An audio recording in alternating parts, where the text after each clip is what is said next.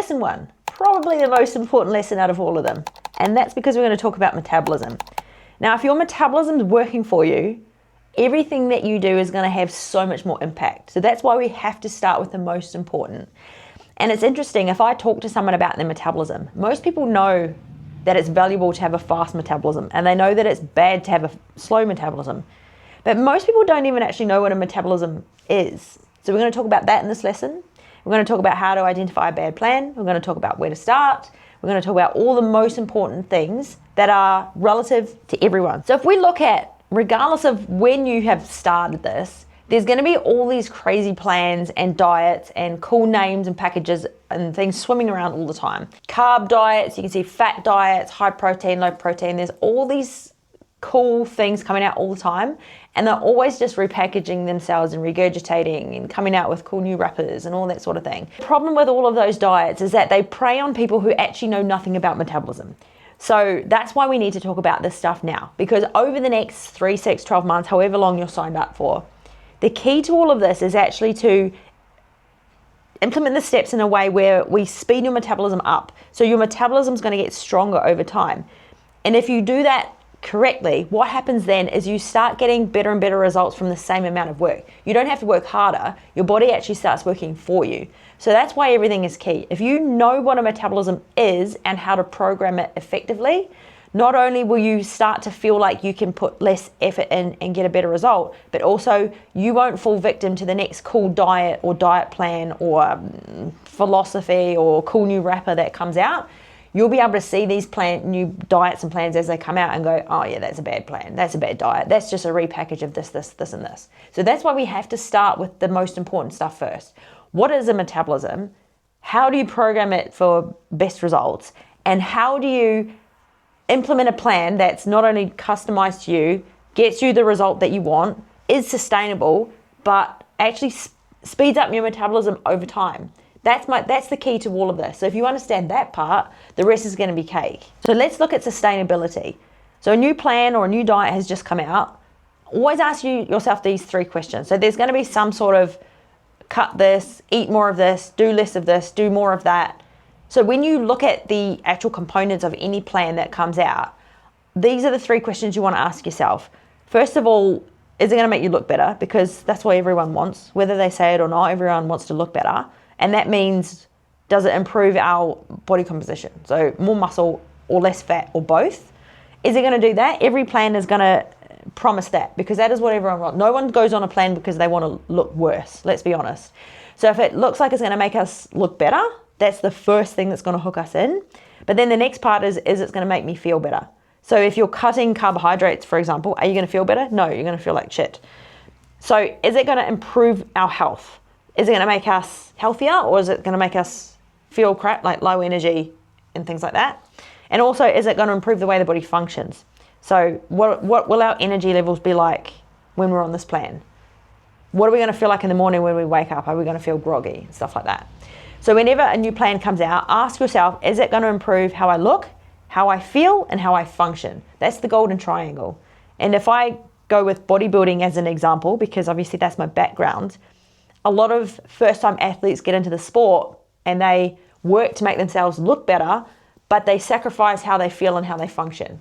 So they might overtrain, they might cut their calories too low, and they do end up looking brilliant, but then they end up feeling shit, which means afterwards their health is taking a knock, and then they end up worse than when they first started.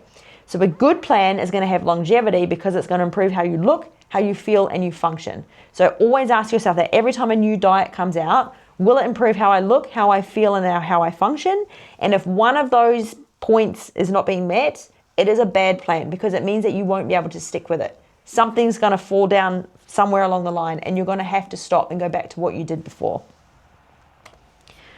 How do you identify a bad plan though? There'll be things like, there'll be cutting calories, restricting carbohydrates, or restricting any food group.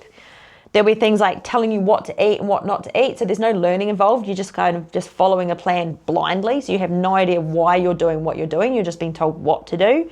It might get really technical. So there might be a lot of unnecessary, like detailed information too soon. So it overcomplicates the process. It won't provide solutions for situations we face every day. So it might be a rigid 7-day plan that you can't follow when you're at work or when things don't go to plan or you've got an RDO or you're traveling.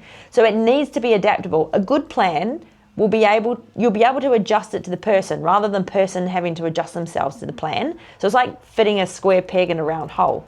You need to be able to adjust. So that comes down to having a little bit of education, a little bit of information, knowing how you can make adjustments.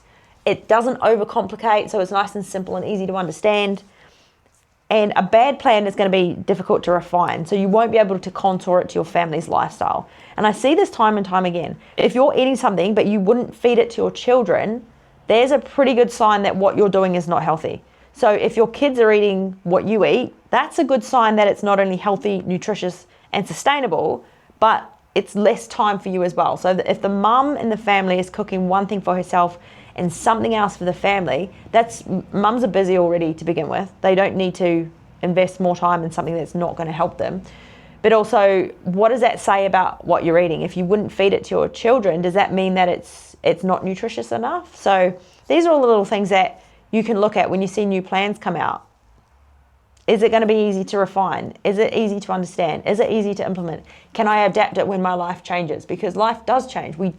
No one has a perfect life. So if you're not able to adapt it when things go wrong or when things swap and change, then it's a pretty good sign that there's no longevity in the plan. When I say not sustainable, what I mean is, could you do that plan for the rest of your life?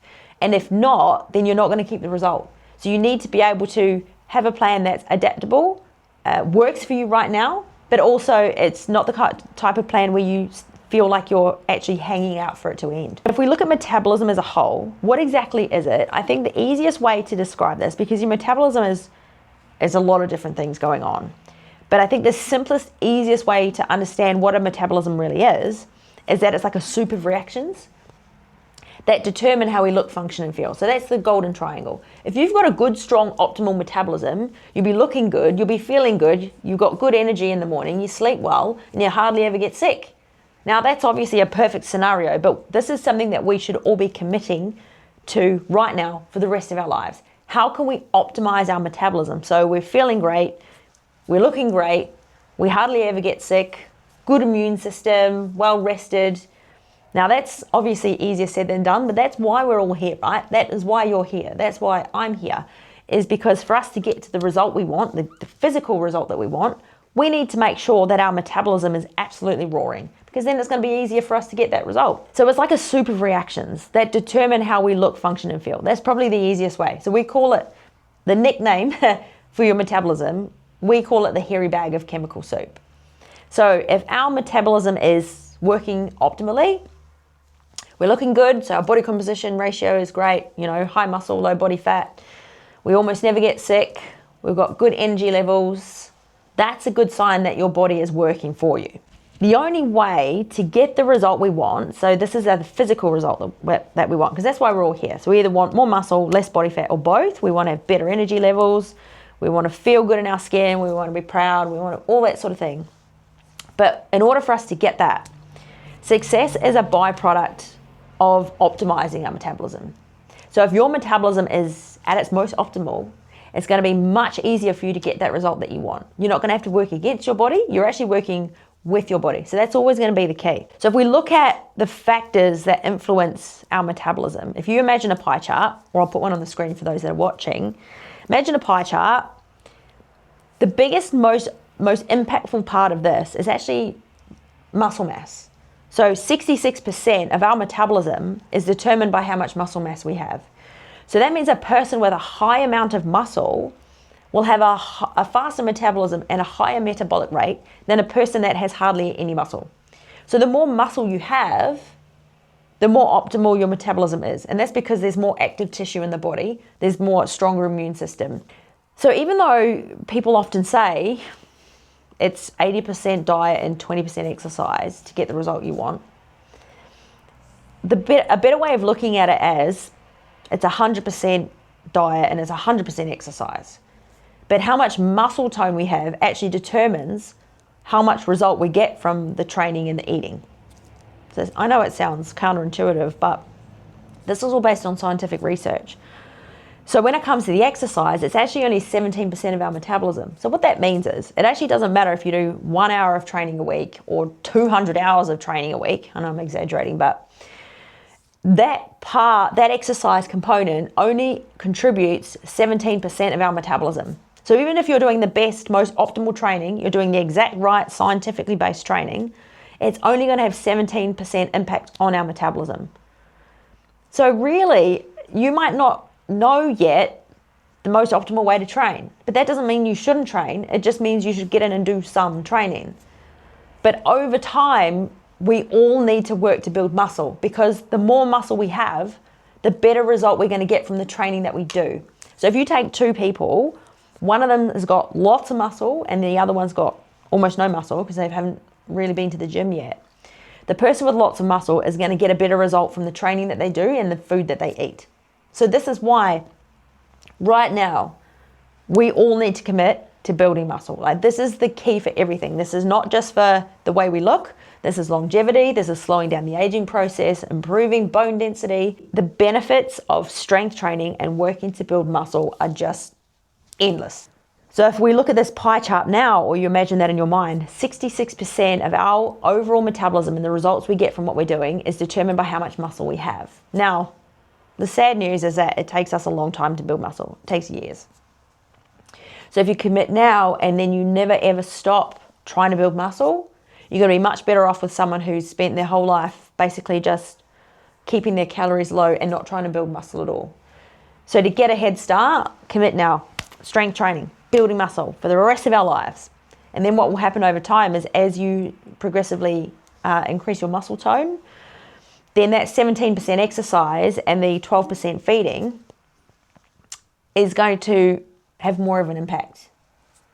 So think about it that way. The more muscle you have in your body, the more active tissue, the more metabolically active tissue. So you have a higher metabolic rate, you have a faster metabolism. It means you can actually start eating off the plan and getting away with it a little bit. So that pie chart is really valuable, because I often have people ask me, I've been doing all the right training, been eating all the right food. I don't feel like I'm getting the return on my efforts. Well, if you've only just started, the returns will be small. But over time, as you start to build more and more muscle, you are going to get a better and a faster result from the training and the eating. The first 2 or 3 years of this is really hard. I think it took me about 3 years to finally start feeling like my body was working for me. And it was literally just the same thing over and over. It felt like I was pushing shit uphill. And this is why. If we look at that as a whole, the pie chart as a whole, success is a byproduct of having the right metabolism. 66% of our metabolism is determined by how much muscle we have. 17% is determined by how the exercise that we do. 12% is by what we eat. So feeding is actually smaller than exercise. And then 5% is body temperature. So that's things like on a really hot day, your core temperature is going to try and cool itself down. So you will burn a little bit of extra calories just from the weather and things like that in your body temperature. It's really important to look at it this way. And hopefully if you're just starting in your journey, it will give you some comfort, because it will show you that you could be doing all the right training. You could be doing the most scientifically based training program, eating all exactly the right food. But if you have hardly any muscle tone yet, you're not going to get as fast a result as someone who's been doing this 3, 4, 5, 12 years. So over time, it will get easier and the results will get faster. But the first 2 or 3 years are the hardest, because when you first start strength training and building muscle, it takes time. You've got to learn to slow everything down. You've got to learn to build neural pathways. You've got to learn mind-muscle connection. So the first 2 or 3 years are hard, but I'm speaking from experience when I tell you that it does get easier. It will get easier if you commit and you don't stop. So in summary, if we look at this, your metabolism as a whole, if someone asks you, what is your metabolism? It's like that hairy bag of chemical soup, which determines how you look, function, and feel. It's important not to use exercise as a trade-off. I mean, I've been working in gyms for years. Every gym I've ever worked at, super busy on a Monday, because everyone's trying to work off what they did on the weekend. It doesn't work that way. What does work is working on your metabolism. So eating crap all weekend and drinking alcohol and partying and all that sort of thing. I know we all did it when we were younger. When we had a fast metabolism, we could get away with it. As we get older, things start to slow down. Our body just doesn't deal with it anymore. And then we all go to the gym on a Monday and think that we can work it off. But no, if you ain't got the muscle tone, you're pushing shit uphill. And it's actually been proven that when you're training at your absolute hardest, you can't actually burn any more than about 10 average 10 calories a minute anyway. So that means if you go to the gym for an hour and you bust your ass, like you actually go hell for leather for that whole hour, you're only burning about 600 calories. And then we'll look at this in some of the later lessons, but 600 calories is nothing. Your body burns more calories just by being awake all day. Your body probably burns at least 1,500, maybe even up to 2,000 calories a day just by like sitting on the couch and doing these talks like I am, blinking, moving your hands, breathing. You're burning calories doing that too. So if you go to the gym and you bust your ass for an hour and you only burn, say, 600 calories, that's actually nothing compared to what you burn in a day. So this is why when people go to the gym on a Monday and they just go hell for leather trying to work off what they did on the weekend, it never balances out. They don't have a fast metabolism. They're not focusing on metabolism. They're just focusing on calories being burnt. This is why, though, as well, that the eating is pretty much just as important as the exercise, and so why I don't agree with that 80% eating and 20% exercise. They're both just as important, and you should be eating to build muscle. You should be training to build muscle, because as that muscle tone increases over the years, so does your metabolic rate. You end up with a faster metabolism. And unfortunately, yeah, some people do build muscle faster than others. You really do have to factor in genetics as part of this too. So that doesn't mean other people can't build muscle, but some people will start with more muscle than others, which is why some genetic freaks will get a result sooner than others. But it's important not to let your mind sabotage your success there, and just know that if you stick to this and you're committed, that eventually you'll get those results too. So I want you to think about now, before we really get into these next lessons, what's holding you back, okay? Because we're going to talk a lot about habits later on too. The food is not going to stick unless you address all those underlying habits. So like I was saying, eating crap all weekend and then going to the gym on a Monday and burning it off, that is a habit. And if you've been doing that every weekend for years and years, it's not just a matter of listening to Trish talk about it in a tutorial and going, right, I'm not going to do that anymore. You might be going out with your friends on the weekend because you have FOMO. You don't want to miss out on what your friends are doing. So you're not going there because you want to eat crap. You're just catching up with your friends and they're all having pizza and stuff like that. So you've got to actually start to look at, all right, I know I'm going to get into these lessons now. I'm going to get the most important information, but what's the stuff that actually is going to stop me from implementing it? Because there'll be something that we call a cornerstone habit, which is like the cornerstone habit is like the thing that causes the cascade of all these other habits. So going to the gym on a Monday and trying to burn off what you did on the weekend, that is also a habit. You might get addicted to that high of doing cardio on a Monday. Or you might get in a habit of going, right, well, I know I can go hard all weekend because I'm going to go to the gym on a Monday and burn it off. You've got to start now. You've got to start stripping back and going, right, what's the thing that's really stopping me from executing all of this information? That's the thing I want you to think about now. What is the one thing that's really stopping me from doing this? I actually want you to write it down. Even if you write it on a piece of paper or put it on the notes section in your phone. What is the one thing that's stopping you from actually really taking action with this stuff? Because a habit is something you do without thinking. So it's not something that you can just stop easily. You might feel like you can just stop it and make the decision, but then you find yourself just doing it again. It is easy to reprogram that stuff, and I'm actually going to do a whole lesson on that later on, but it's important to start thinking about this stuff now, because as we go through these lessons, I'm going to give you some really powerful information, but it doesn't necessarily mean that you're going to be ready to implement it. You'll hear it, you might agree with it, you might know that it's something that needs to change, but if you've got a really strong habit, it will be the habit that needs to be focused on and not the information. The information will be there, but for whatever reason, you won't be ready to implement it. So that's how I want to finish this lesson now. Think about the worst habit that's preventing you from success, because later on, you're going to revisit that habit once you understand the habit loop and how you can reprogram that. And you're going to start putting some strategies in place to start reprogramming it.